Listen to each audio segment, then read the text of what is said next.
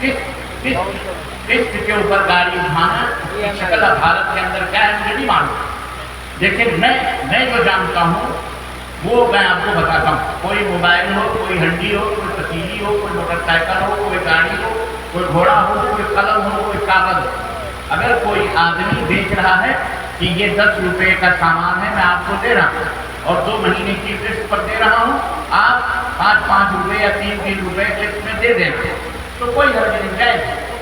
लेकिन उसके ऊपर वो सूद काट रहा है या उसके ऊपर सूदी किस्त कर रहा है तो वो हाथ। इसी तरह से कोई आदमी एक सामान बेच रहा है, ये कागज का टुकड़ा, और कह रहा है अगर आप नकद दोगे तो आपको 10 रुपये में देंगे, उधार दोगे तो 15 रुपये में देंगे, और आपको किस्त में ये बात चुकानी है रोजाना 2-2, 5-5 रुपये आप दिया करो, ठीक है, 15 दिन में आप पूरे कर दो, तो ये भी जायज़ है, ये भी जायज़ है।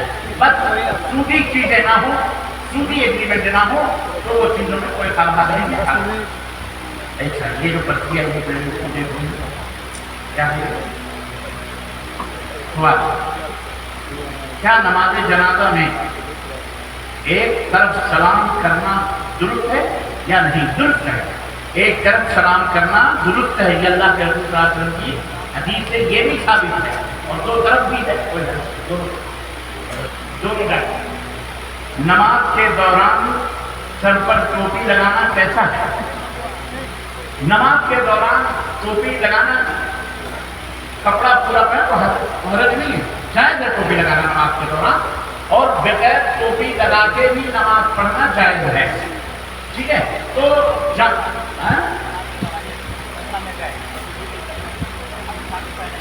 अच्छा वो एक दूसरी शक्ल है।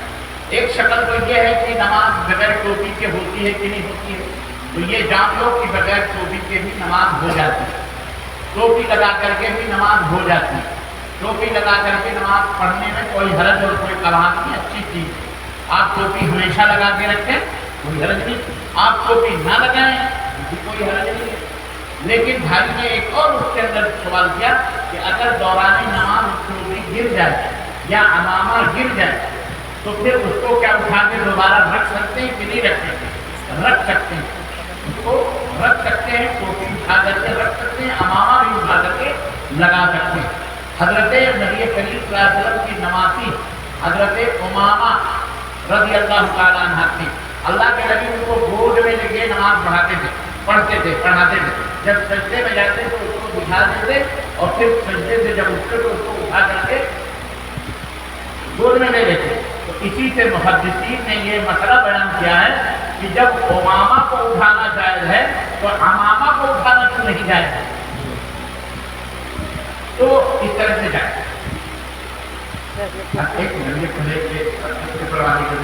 कब्र के पास अजान देना कैसा है? ये सवाल कहाँ पे आया? आप लोगों के दरमियान नहीं, अच्छा है, लेकिन ये आ रहा है थोड़ा धीरे धीरे आ रहा है। ये रिश्तेदार नातेदार, ये जो बेटियां देते हो शादी ब्याह में, जरा सोच समझ के बहुएं लाओ।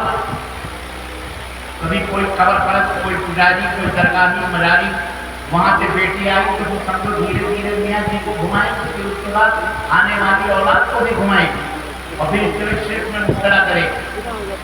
इसलिए बहुत सोच समझ करके बेटियां लाओ और ऐसी अपनी बेटियों को भी बहुत सोच समझ करके किसी को दो, किसी बिदती खबर पर मुशरिक उसके घर में बेटी मत दो, जायज़ नहीं है, वरना क़यामत के दिन मर जाओगे ना, क़यामत के दिन तुम्हारे गिरबान को खड़ी जी वो बनाए बेटी।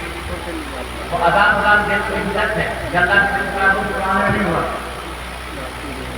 ये सब सवाल का जवाब हदीस और कुरान के साथ सबूत चाहिए। बेशक सबूत तो अजान का इसलिए नहीं है कि है ही नहीं है, तो नबी सल्लल्लाहु अलैहि वसल्लम जब है नहीं तो दीन होता तो सबूत होता, जब दीन ही नहीं है तो बेदीनी का सबूत नहीं, ठीक है।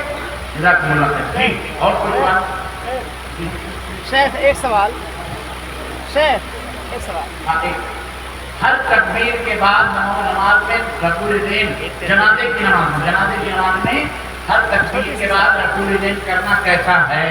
देखें, किसी भी हदीस सहीह से नबी सल्लल्लाहु अलैहि वसल्लम के अमल से ऐसा कोई सबूत मौजूद नहीं।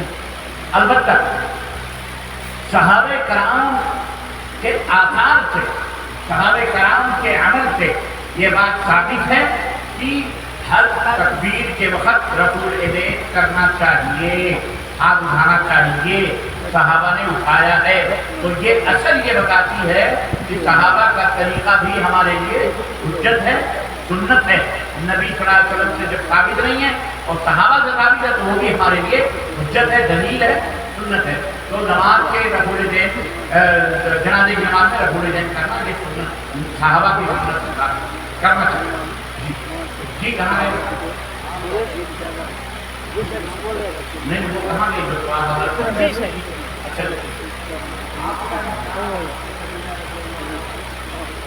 मुतालिब उस वक्त निकाह वगैरह का वो तसव्वुर नहीं था जो आज इस्लाम के अंदर मुनज़्ज़म तरीके से है ना। और निकाह पढ़ाना क्या मतलब? निकाह पढ़ाने वाले आप लोगों को माशाअल्लाह ने बड़ा अच्छा मजलिस बैठा दिया आप लोगों ने। सवाल बात ऐसा होता तो मैं तकरीर कम कर देता, सवाल बात ही निकाह जो है, निकाह पढ़ाना का ईजाब व कबूल का नाम है निकाह। मतलब जो गवाह हैं, महर है, बाप ने या भाई ने जो भी जिंदा हैं सरपरस्त, उन्होंने इजाजत दी है कि शादी हो जाए। तो चार आदमी यहाँ बैठ गए, कमरे में बैठ गए, घर में बैठ गए, गवाह मौजूद है, बाप मौजूद है या भाई जो जिम्मेदार है, और उसने बेटा लड़का मौजूद है, लड़की है, लड़की से इजाजत ले ली और फिर बाप ने कहा इजाजत है और इजाब कबूल फला की बेटी इतने महर में तुम्हारे एवज में दी, इतने एवज में दी जाती है, तुमको कबूल है? उसने कहा कबूल है, तो फला ये निकाह हो गया। ये जो खुतबा वगैरह पढ़ा जाता है, नहमदुहु व नस्तईनुहु, फिर आयात और वो सब हदीस, ये सब मुस्तहब्बात में से। ये सब क्या है? अगर कोई ना पढ़े तो भी निकाह हो जाएगा, कोई ना पढ़े तो भी निकाह हो जाएगा। 4-5 आदमी बैठ के निकाह होगा, उसके लिए मजलिस की जरूरत नहीं है। ठीक है? ये क्या है? कब्र के अंदर मैयत को किस तरह? हाँ, मैयत को किस तरह? 2 तरह से हैं कब्रें खोदी जाती हैं। एक लहद बनाई जाती है, जैसा कि नबी सल्लल्लाहु अलैहि वसल्लम की कब्र मुबारक लहद में रखी। लहद कहते हैं सीधी जमीन खोद दी जाती है लकड़ी की, फिर बगल में इतनी मैयत के लिए बगल में एक खाना बनाया जाता है, बॉक्स की तरह से, उसे लहद कहा जाता है। बगली कब्र जिसको कहते हैं, तो बगली कब्र में किबले की तरफ रुख करके दाहिने करवट ऐसा मैयत को रखकर, चेहरा किबले की तरफ रखकर, और पीठ के तरफ जब ऐसा करवट लगाएंगे तो ईंट वगैरह भी रखते हैं ताकि उसका चेहरा किबले की तरफ रहे, पेड़ भी किबले की तरफ रखे। जज़ाकल्लाह खैर बेटा, माशाअल्लाह माशाअल्लाह।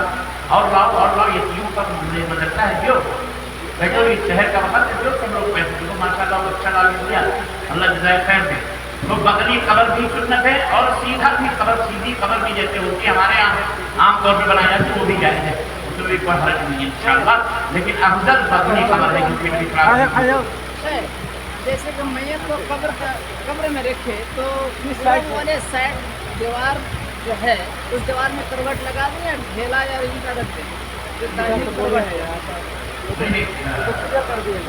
नहीं, वो तो क्लियर बगली वाली है ना। देखिए अगर सीधे जो रखते हैं, जैसा भी आपके यहाँ हो रहा है, क्या है, मर गया आदमी को कैसे भी रखो, आप उधर दीवार की तरफ एकदम पश्चिम की तरफ चिपका के नहीं, बीच में रखो और वहाँ पे बना दो, ढेला वगैरह रखो। कौन साइड से उतारने ज़्यादा? हाँ, किस साइड को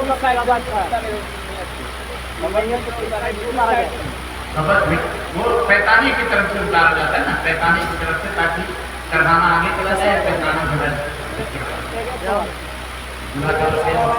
माशाअल्लाह माशाअल्लाह। जो 100 रुपया पहले आया, 500 रुपया अब आया। अच्छा जी,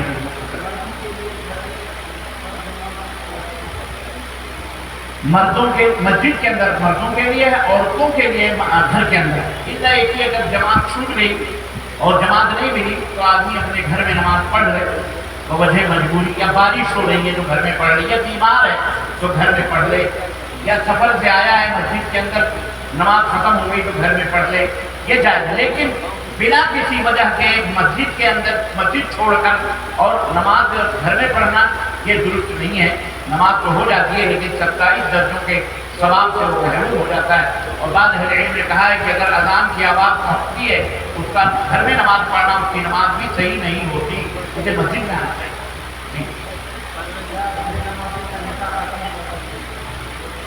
वल्लाह ये मसला अगर आप खड़ा करेंगे तो यहाँ से बहुत सारे लोग बेनिकाहे हो जाएंगे।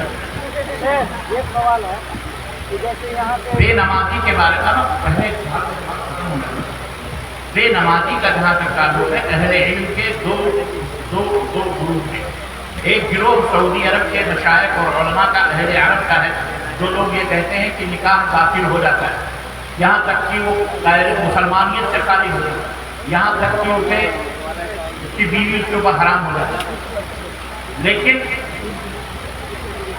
मोतदिल बाद अहले इल्म है हमारे मुल्कों के और बहुत सारे दुनिया के मुल्कों के, वो कहते हैं कि अगर वो नमाज में सुस्ती कर रहा है तो वो मुसलमान तो रहता है लेकिन गुनहगार रहता है।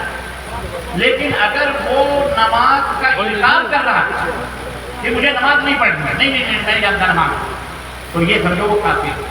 फिर उसका निकाह भी टूट जाता है, उसकी बीवी हराम हो जाती है उसके ऊपर, और ऐसी औरत को साथ में रहना जायज नहीं। तो ये दो चीजें हैं, आप ध्यान में इसको रखें। जी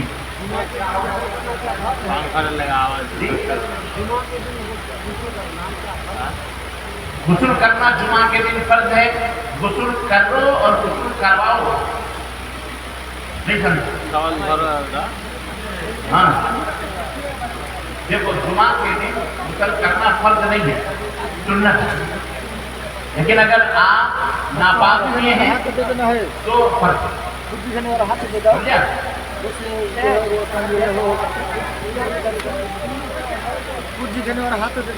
औरतें सवाल है, औरतें सरकारी नौकरी कर सकती हैं कि नहीं कर सकती? बेशक औरतें सरकारी नौकरी कर सकती हैं, बशर्ते की पर्दा हिजाब कितने गजब ना हो, बेशक इसको लेकर बहुत सारा मतलब यहाँ पर आलिम उलमा मतलब कंफ्यूजन में रहते हैं, खिलाफ रहता है कि जैसे सऊदी में मतलब चांद पहले वहाँ पे दिखाई देती है, वो लोग एक दिन पहले मनाते हैं, और यहाँ पे इंडियन उलमा जो है इसका खिलाफ करते हैं। इसका आप क्या करना चाहते हैं? मतलब दलील का सब जहाँ जो चाँद देखे वहाँ वो नमाज पढ़े और ईद मनाए। कुछ लोग क्या यहाँ पे करते हैं कि कुछ लोग वो अपना जाने, कुछ लोग वो जा करके वो उनका हमारे हम नहीं जानते, वो कुछ लोग कितना है।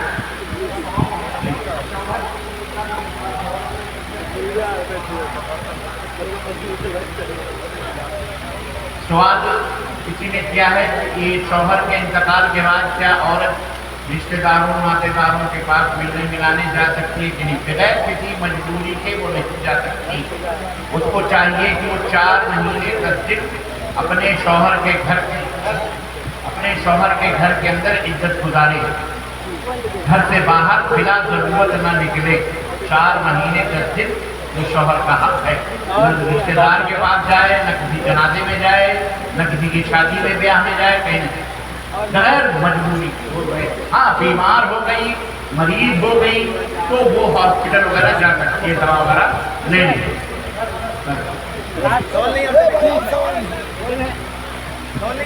मरने के बाद नाक कान वीडियो शौहर के मरने के बाद 4 महीने 10 दिन उसे इज्जत में रहना चाहिए।